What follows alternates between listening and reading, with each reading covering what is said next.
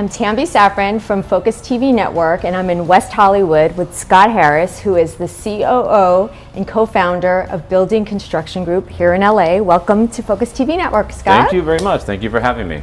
So I read somewhere that you started building when you were 5. What were you building, and did you know then that this is what you wanted to do? I didn't know then that's what I wanted to do. I knew that I was in a place in life where I just like to always be alone. And I think the only way that I found something that gave me peace was to take a piece of something that was nothing and make it into something. And so I just always had to create and build things, and I didn't know what or why, but it was like some innate calling that just eked out, and I just had to do it and build and make things. And I would take apart the dishwasher, and I would take apart when my you were 5? Yeah, I would take apart like the old my mom's tape recorder, and I would take the motors out of it, and I'd take the servos and connect them to things, and just to see what happens. And so I haven't been able to stop doing that, but I've gotten a little bit better. Okay, so what are you doing now? Tell us. So now I am running Building Construction Group as the COO. It's one of the probably, should I be humble about it? No.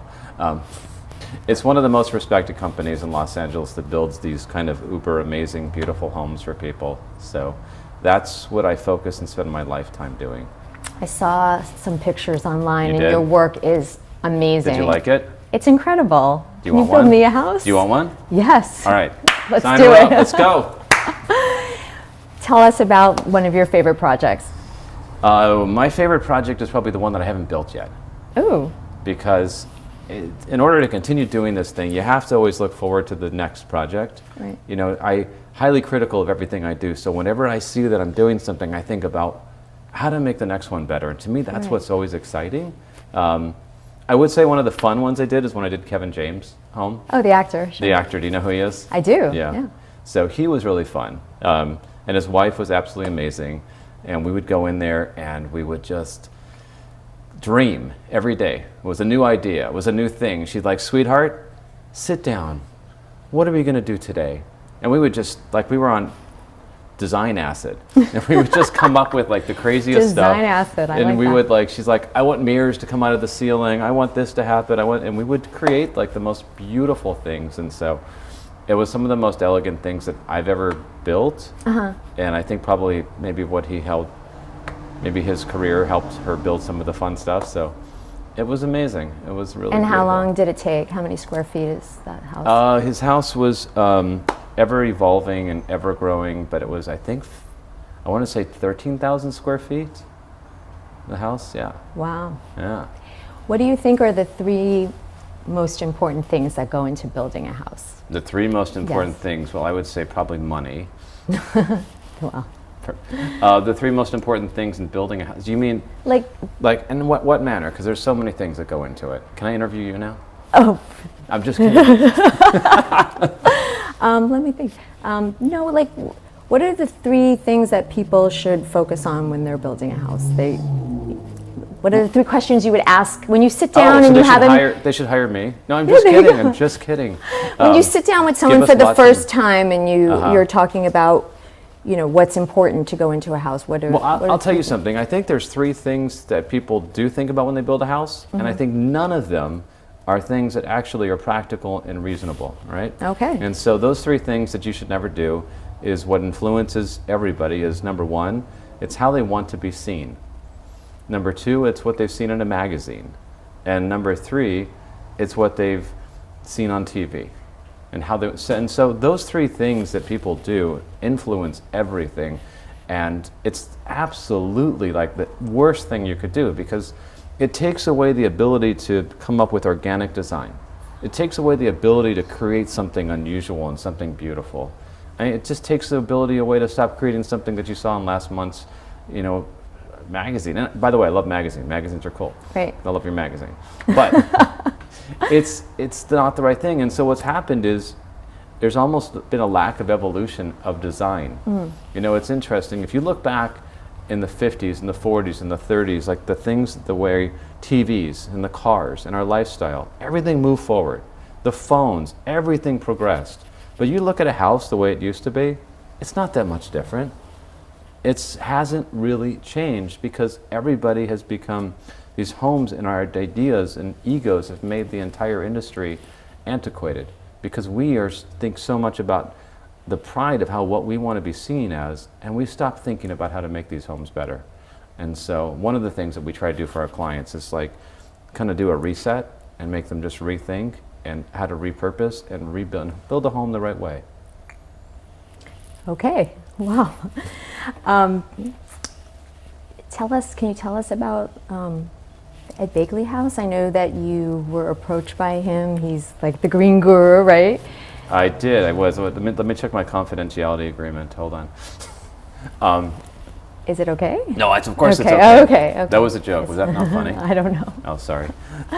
So, yeah, Ed Begley came to us and his wife. We did one of their friends' home, and he said, I want to build one of the greenest homes that I've ever built. I said, I hate the word green.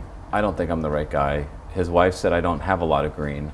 And so 5 years later, we're forever friends now. And we ended up building probably one of the most interesting, fascinating things that I've ever created in my life. I mean, every single thing, Tambi, on that house was different. There's not one thing on there that we did that was unique. I mean, it wasn't already something that was copied. Even down to the foundation of the house. There are rainwater tanks, like the solar catchment. It was a way. Amazing. It was like that child in me of wanting to take apart, the dishwasher and all these parts and connect them and see what happens. Somebody challenged me when I'm older, and now I have the ability. And so he said, I just want to basically live off of this little plot that my wife bought me. I need to live off of that. And I don't want to pay for electricity. I want to have a pool. I want to have all this stuff. And I want it to look like this beautiful home out of Hancock Park, like a 1920s Spanish home. So we did all of that for him. And on top of it, we ended up getting, the United States Green Building Council gave us a LEED certification for platinum on the house, which I think was only about 1,000 or so homes have ever been certified with that level. Wow, that's very impressive. Yeah, it's usually commercial buildings, but this was a pretty major accomplishment to be able to do that. Absolutely, and this is something you're passionate about. I know you're on a board of a green nonprofit, yes? I was. I was on the board. I was the president for the board of directors for the Greenwish Foundation. And what is that? The Greenwish Foundation. So what we were doing is we would raise money for local. We'd get together like a community, and get all of the people there in that community to basically raise money for the smaller charities, because there's a lot of smaller charities that don't really get the manpower, name calling, and so they don't get the money. And so this organization we would set up groups in communities from here to Hawaii, throughout Canada. It was international. And we would give people the ability to be able to start raising money for their own community locally. And I did that for a couple years until I realized, having a family, running a company, and then being the president of a board of directors was a little much. So now I just do the two. Got it. Yeah. So what's your definition of a home? My definition of a home should be something that heals you. By more than anything, a home should be your haven. My definition of a home is a place that when you're happy, you share your moments there.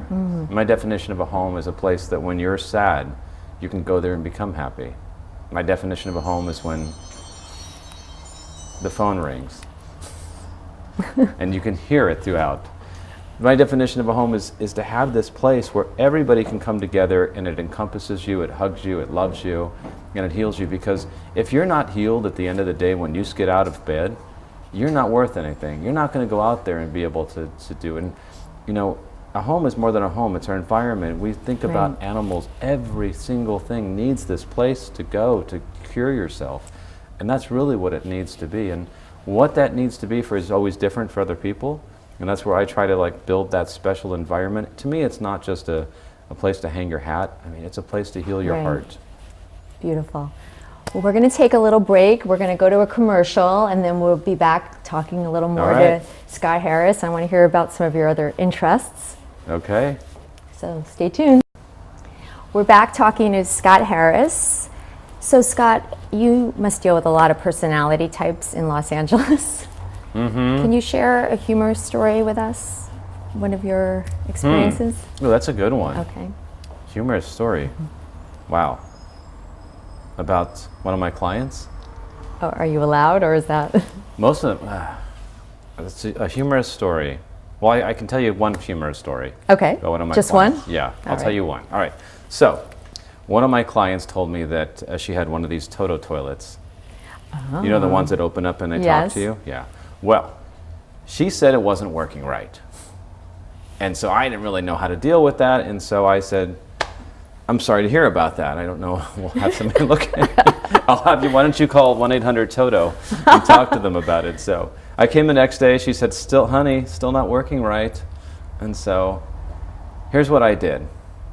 I went. I said, I can't handle hearing this anymore for you. So I went upstairs. I actually kept my pants on, but I had to try the thing out. I actually used a little Saran wrap on the thing.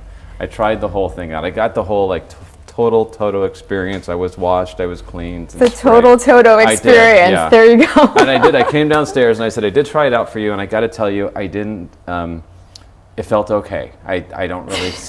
I think I feel good. I feel clean, and so I don't really know how to help you anymore with the cleaning thing. But I said I think it works. I don't know what. Never heard back from them again though. But I get those kind of like interesting requests. Now that's a $5,000 toilet. Well, after I was done with it, they may have had a little discount on the thing, but yeah, it was one of those $5,000. I mean, when people are building a house, what do you think that they should spend their money on? What are the most important things? Like, is a $5,000 toilet important to have? You know, like what's? No, that's a really good question. See, I think people spend their money on so many things that they don't. Again, that just to make themselves look good to other people. I had a feeling you were going to say something like did? that. I just did. Well, good. Then I feel like I'm getting an impact out here because I'm learning. People waste so much money on the things that are seen, and they don't put so much money into the things that are inside that helps them heal. All right. So what are those things? So what should people focus on? So people should focus on the things that, number one, that keep a house mold free. They should focus on the things that have proper lighting. They need to things that give them proper ventilation. Things that I'm also something kind of weird, but it's called proportions. And so when you're in a house that has the right proportions and angles and shapes and alignments, that in itself is so curing. You know, you've got to understand the gravity, literally the gravity of like when you have a home that's in the right position and it's been designed correctly. You know, I had this weird thought the other day. You want to hear it? Why not? All right. Okay. You go ahead. So I even think, you walk into some homes and you just feel like there's a feeling that it feels good, right? I don't know what it is, it just feels good. And I realize, I think part of it, and part of what I'm talking about is the way homes, and this all goes towards not spending money and where you put things. I think there is some sense of like a gravitational pull on the earth. And if you look at a lot of these things in homes, and like even the pyramids are like an intersection at these points. So here's my thought. Tell me if it's crazy, but I realize that we as a society throughout the world have put everything on a north, south, east, and west. Almost all streets, our homes, everything is somehow been situated with that angle. And really what that is nothing more than a magnetic field. And so I think on some level, we as a society or a world realize the value in alignments with the earth on those, because really you could have set it at longitude, latitude, there's 1,000 other ways we could have aligned, but we across the world have been lining things up on these grids, but you're not aware of it. And so to be aware of that and say there is grids and there is things that make me feel better, and put that into your house instead of putting money into your crown molding and your wonderful carpets and your down comforters. Those are the things that can. Is that like a feng shui thing? I think it might be like if feng shui is here, no respect to feng shui, I think it might be a little different, like maybe next level of feng shui. Right. But it's somewhat, yes. But I think feng shui's got more about we had one of my clients, she said, I can't put the desk there. No. Where things face, and right? I said, why? She said, because the devil's going to come and start writing checks out and they all go out the window. Oh. Okay. Oh, okay. So no desk by the windows. Okay. What else should we know? So it was interesting though. But I think that's going to, there's just so much that should go into a home. And if you take the word home and you call it an environment, it's different, right? I mean, a home is like this thing that you had as a little kid, your Barbie house. It's like, I want to show off to everybody. But when you make this your environment to heal yourself, so anyway, I'm going to tell you something quickly. I go to Ed Begley's house. I've never seen him happier. And he and his wife just said, I've never been this happy in my life. And I said, I don't know what it is. It's so simple here. There's not that much, but Scott, I'm happy. I'm really, really happy. That's the biggest compliment of all, I don't know what it is. Yeah. That's huge. And I mean, how much happier can you be just to be in a home and be happy, right? And that's what you need. So. That's what we all need. Yeah. So I also saw, I think on your Instagram that you have did a little research on you. You've published some recipes. Oh, yes. So you are an amazing cook, I hear. Well, you haven't tasted it, so but. No, I haven't, Okay. but I heard. You did. I did. Tell me about that. Is that something that you would go into if you weren't a builder? I think so. I mean, when I was a kid, I was really hungry, and my parents didn't feed me, so. And you got hungry from all that building. I did, and and so I would go and start making my own food. And I had like the Scholastic. Remember the Encyclopedia Britannicas? I'd go out and get those, and I'd find the recipes in there, and I started charging my parents, and they were buying the food. So I realized I got something going here. I can sell my food. I was 6 years old now. You were a quite advanced kid. You were building when you were 5. So I started out doing that. Now I'm at the point where like I'm just fat and bored with life and food. So I have to I dry age my own meats now. Wow. Like I'm trying to make my own salamis. I cure my own salmon. I fillets. I go on fishing trips just to get like the freshest fish. And I love it. Everything I get is just, to me, to be able to get something unique and flavorful. That's just, it's so connected. Like, when you consider building as one of the just fundamental, there's like 3 fundamental things, building, eating, and let's just call it procreating to be appropriate. But those are the 3 things that that are one of the most important things. I mean, they're part of our environment. So, yeah, to me, it's just about living and being simple and breathing and living and creating and eating, and like that's. All right, let me ask you, because I have a little, I do a little chef show. What's your favorite restaurant in LA? Oh, my favorite restaurant. Or one of. Okay. Because there's so many good ones. All right, so my new favorite, and I never really had one, was Gwen. Oh, Kirstone restaurant. Yes. It was like one of the first times I went to a restaurant that every bite had such an intention to it. Everything had a note. And it was like the smallest little things, and you thought you were paying too much for this little bite, but you couldn't believe it. It was like somebody took the shrink ray and just like put all that flavor. Can you do that again? Oh, no. And they put everything into this like little thing, and you couldn't believe that there was that powerful of a hit in this thing. I mean, it was amazing. So that's probably my new favorite. And then also their steak. I've never had a dry aged steak like this. Like it was, because I dry aged my own. Right. Wow. And so the steak there was just like out of this world. And there was I had to actually ask them how they do it. So they do this resting thing. They have like this big fire pit here with almond wood. Then they rake the coals over to this side. And then they have this little rack, and he takes a steak and puts it on and off. And so he never really cooks it. And so it looks raw, but it's heated all the way through, which was fascinating. And you open it, it's like cutting salami. Wow. It was to die for. I want one right now. So you must have a pretty good kitchen at your place, huh? It's decent. Yeah. It's decent kitchen, yeah. But you don't have to have a good kitchen. I mean, you know what I have? I have one beautiful Japanese knife. I have one great burner. Interesting. And I have one cast iron skillet. And that's really all you need. And some Korean sea salt.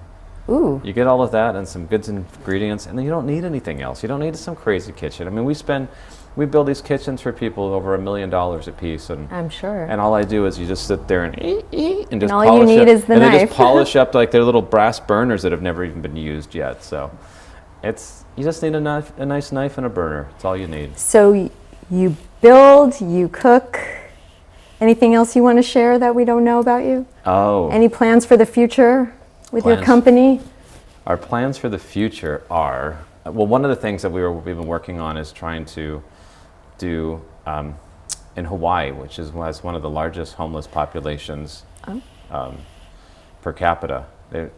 We've been working with the government over there, and we're actually trying to develop a way to create low-cost homes that we can actually bring together with their local materials, not using the types of methods that we all know today that are expensive. So I've been trying to think and engineer and create something that we've never done before Wow. as a way to bring people together so people could have homes without having to be hearing why people have to be homeless. Everybody needs a home, and everybody should be able to afford one. So I kind of lay awake at night and play, and I have some ideas, but maybe I'll share with you someday. But Okay.